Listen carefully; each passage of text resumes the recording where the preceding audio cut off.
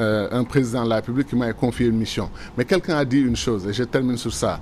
Un ancien ministre des Affaires étrangères du Brésil, dont un ami m'a fait lire un peu l'histoire, tellement aimé par son pays, qui a fait un excellent travail. Quand il a demandé, il a dit que c'est dans ce secteur de la diplomatie, qu'on sert un pays et non un régime. Un bon ministre des Affaires étrangères peut traverser plusieurs régimes. Et on l'a eu dans l'histoire de l'humanité, n'est-ce pas? L'histoire de l'Europe. On a eu des ministres des Affaires étrangères qui ont tracé... Il n'a pas besoin d'être militant, quoi. Mais non seulement il n'a pas besoin d'être militant, mais son engagement est au service d'un pays, pas forcément au service d'un régime. Ok. En tout cas, le fait d'être comptable un peu de la gestion du régime actuel vous porte peut-être préjudice parce que bon, certains relèvent un certain paradoxe dans le discours que vous portez aujourd'hui. Cela ne vous gêne pas quelque part? Non, c'est-à-dire, est-ce qu'il y a un paradoxe à défendre les institutions du Sénégal contre le projet dynastique? Est-ce qu'il y a un paradoxe à dire que les institutions de la République se sont affaissées? Il faut se battre pour régler ces problèmes-là. Est-ce qu'il y a un paradoxe à se battre pour que la demande sociale, l'électricité, les inondations soient prises en charge et ne soient pas reléguées au second plan? Est-ce qu'il y a un paradoxe à s'engager pour que ce que nous appelons la révolution citoyenne intervienne au Sénégal? L'histoire des partis politiques pendant 50 ans d'indépendance a montré des limites objectives. Ces partis-là et certains de ces leaders, nous les respectons immensément. Au passage, je salue un grand frère comme Moustapha Niasse, avec qui j'ai d'excellentes relations humaines, et je sais qu'il a lutté pour son pays. Et il était aussi dans la diplomatie, bien sûr. Et bien d'autres, Ousmane Tanor Dieng, Abdoulaye Bathily, Amath Dansokho. Amath Dansokho, tout le monde sait que c'est une sorte d'icône nationale qui a lutté pour ce pays. Mais tous les combats qu'ils ont menés, aujourd'hui on est arrivé dans une nouvelle ère historique, à mon avis, où il y a une sorte de levée citoyenne mondiale, inaugurée ou, disons, représentée de façon emblématique par Barack Obama, et par bien d'autres. Lula, au Brésil, a fait un excellent travail. Et pour moi, c'est des levées citoyennes. Oui. Et au Sénégal, nous avons besoin d'une levée citoyenne. Les citoyens de ce pays doivent se lever, prendre leurs responsabilités. Nous avons aussi besoin de ce que j'appelle la réconciliation nationale. On nous parle de dialogue politique, il faut aller au-delà. La Casamance, c'est une tragédie pour le Sénégal. Et je dis même que c'est une honte nationale que de marginaliser cette question ou de ne pas la traiter centralement comme un point central de la réconciliation nationale. Et de privilégier les questions politiciennes. Mais tout à fait. Alors, votre mouvement, nous en parlons, il n'a pas mis du temps pour se transformer en parti politique. Vous attendez votre récépissé, semble-t-il.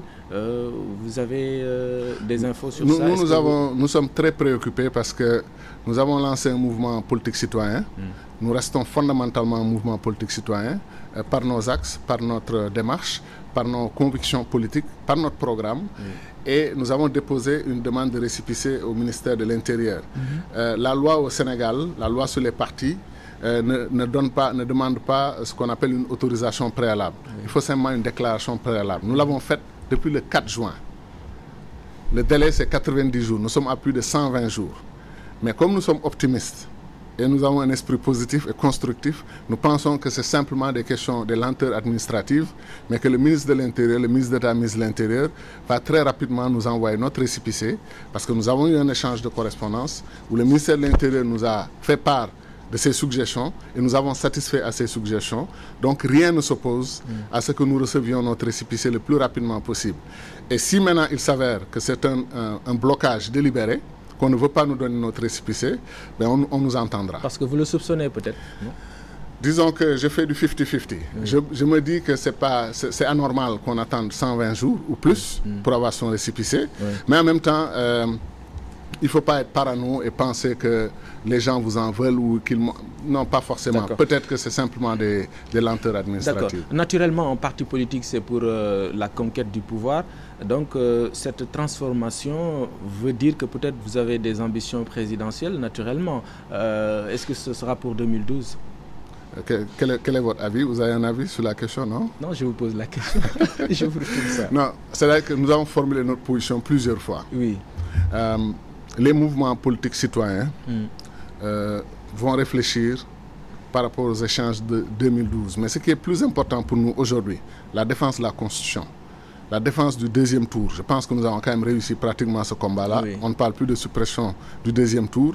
L'inscription massive des citoyens sur les listes électorales, nous allons le continuer, et aussi le respect par le président Wade de son engagement à respecter la Constitution du Sénégal et à ne pas se présenter en 2012. Ah oui, parce que vous pensez qu'il ne doit pas se présenter. Non seulement nous pensons qu'il ne doit pas, mais je vais vous faire une révélation, je pense, intime conviction qu'il n'a pas l'intention de se présenter. Ah oui. Il va continuer à en parler. Non, je dis intime conviction.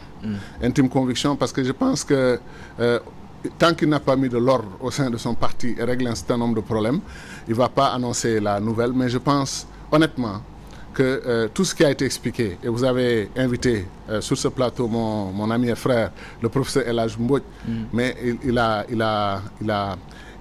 clos le débat sur la question. Avant lui, Maître Mame Adama Gueye, de façon brillante, avait aussi clos le débat. C'est-à-dire, si on dit que les politiques n'en parlent pas, que les experts en parlent, les experts ont réglé le problème. Maintenant, les politiques, moi, ce que j'ajoute, c'est que le président Wade a toujours milité pour la limitation des mandats à 2. Ouais. Il a fait ce parcours politique avec nous. Il a défendu qu'il ne fallait pas qu'on reste éternellement au pouvoir au-delà de 2 mandats.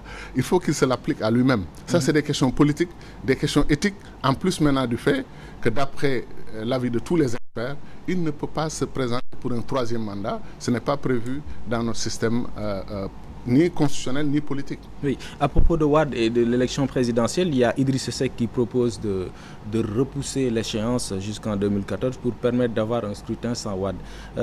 Qu'est-ce que vous en pensez? Vous adhérez à cette idée? Mais pas du tout.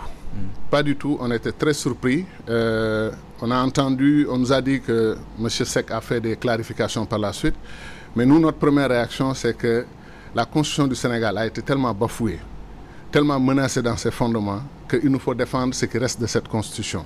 Et pour cette raison, nous disons que nous sommes contre ce que nous appelons le bana-bana constitutionnel. Il n'y a pas de wahale constitutionnel. Il n'y a rien à négocier pour prolonger de façon un président élu pour un mandat de 5 ans.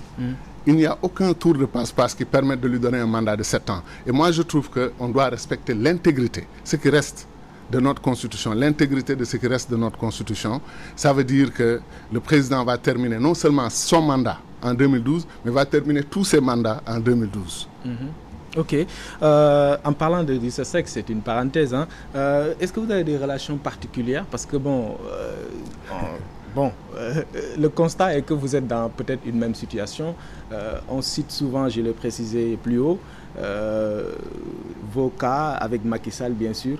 Est-ce qu'il y a des convergences avec... Mais les différences quand même sont importantes. Mon ami Macky Sall et mon ami Idrissa Seck sont des militants du PDS authentique. Oui. Qui ont fait pour l'un 19 ans avec Wade, l'autre 25 ans avec Wade. Ils appartiennent à cette famille politique. Ils ont eu des divergences liées au fonctionnement interne de leur parti et peut-être des activités de gouvernement et d'autres problèmes internes. Je n'étais pas tout à fait, n'est-ce pas, dans la même perspective. Maintenant, c'est ce qui théorise que oui, c'est parce que Wade a fait partir Idrissa, que Idrissa allait faire ceci, il a fait partir Macky, il a fait partir Gadio, etc. Encore une fois, je dis ce que Wade et moi, on s'est dit, ils ne le savent pas, ça ne viendra pas de moi, mais le jour où ils commenceront à dire des choses qui ne correspondent pas à la vérité, je serai obligé, moi, de dire la vérité aux Sénégalais, n'est-ce pas? Oui. Donc, c'est pour dire que nos situations sont différentes. Idrissa, on a des relations cordiales, on a eu des relations fraternelles. Politiquement, on n'appartient pas aux mêmes familles politiques, n'est-ce pas? Macky Sall, on a eu des relations un peu plus poussées. On a même des relations amicales, fraternelles. Et Macky, on est quasiment de la même génération. J'ai beaucoup d'estime, de respect et de considération pour Macky Sall, mais beaucoup de considération aussi pour Idrissa Seck. Je pense que chacun d'entre eux va jouer sa carte. D'accord. Et je leur souhaite bonne chance. Et mais la carte, c'est quoi? C'est être président de la République après Abdoulaye Wade.